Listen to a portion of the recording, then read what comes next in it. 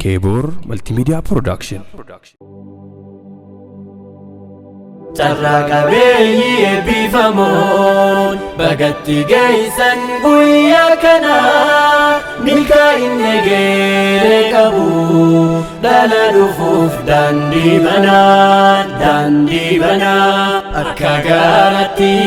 fagoo mul'ata baruun daaga'a bu'aan barnoota bara baranii dachee hawwata fajjii ta'uuni ife dhalota tarraqabeeyyi bifamoon bagatti geessan guyyaa kana milkaa'in nageere qabu dhala dhufuuf daandii banaa akka gaaratti fagoo mul'ata baruun daaga'a bu'aan barnoota bara baranii dachee hawwata fajjii ta'uuni ife dhalota. Mi'aan jiru dhandhamni sirrii barachuudhaan gatii argata miidhaaf rakkoo gadaddoo hedduu isintu baaree furmaata laata eebbifamuudhaaf qaadhimamtanii uffata eebbaan kan faayamtanii garaan gammadaa kolfaa seeqadhaa fagoo imaluuf abjuu godhadhaa bira tartanii qormaata dachaa guyyaa barachuun halkan qo'achaa dafqa xuruuraa qorraan ollachaa sakaalaan cimuus kaayyoo foonnachaa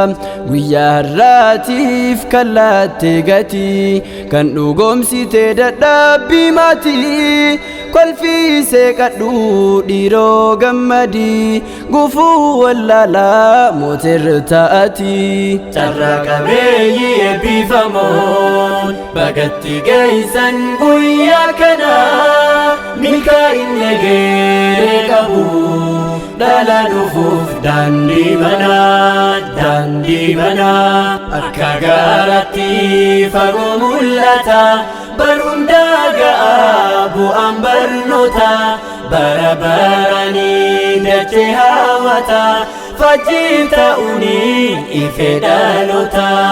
Mi'i beekumsaan obaafamtanii hayyoota ta'uun moggaafamtanii waadaa ummataa gurmuun baatanii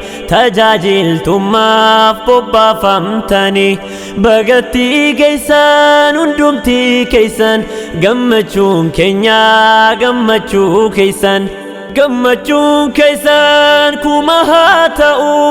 beekumsi keessan hunda haa ga'u. harme haadha koo ilmi kee dhufe addunyaa moo'ee hanga'ee ife warroonni dhiiraaf kanneen dubaraa guyyaan kun addaa beekanuu maraaf dhaloonni dhufuu hayyuu hordofaa furmaanni sirriin barachuu qofa barachuun keessan dhala furmaata guyyaan har'a kun hundaaf gumaata.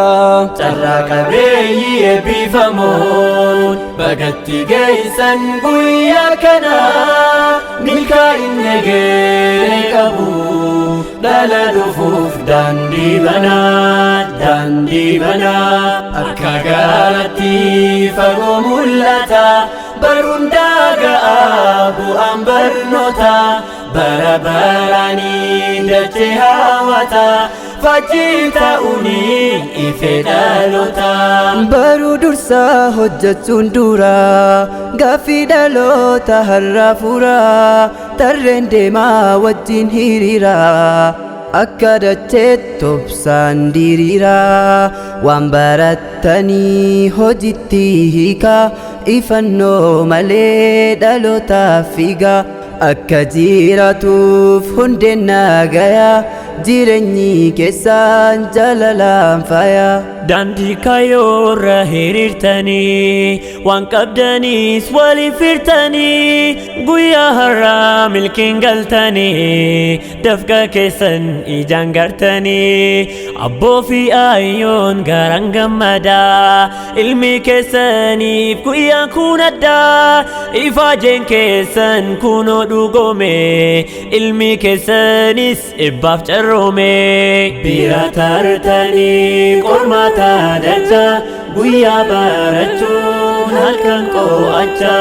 dafqa xumuraa qorraan hollacha sakallaan cimuus kaayyoon onnacha bagatii geessan hundumtii keessan gammachuun keenya gammachuu keessan gammachuun keessan kuma haa ta'u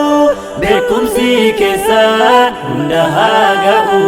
carraa qabeeyyii eebbifamoon bagatti geessan guyyaa kana milkaa'inni geeree qabu